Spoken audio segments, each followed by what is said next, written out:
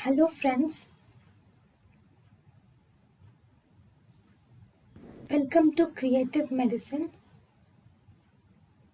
In this lecture, we will learn about.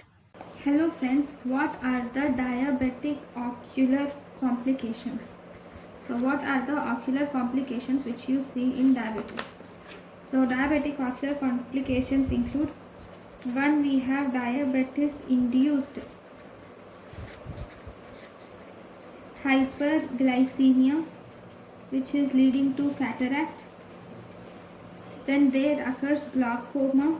Whenever there is glaucoma, it can lead to damage of the optic nerve. It can occur due to damage of the optic nerve. Glaucoma occurs due to damage of the optic nerve. Then obviously there can be retinal vasculopathy can be there, which is either proliferative diabetic retinopathy or non-proliferative diabetic retinopathy. So this is about diabetic ocular complications. Thank you for watching. Thank you and thank you for watching.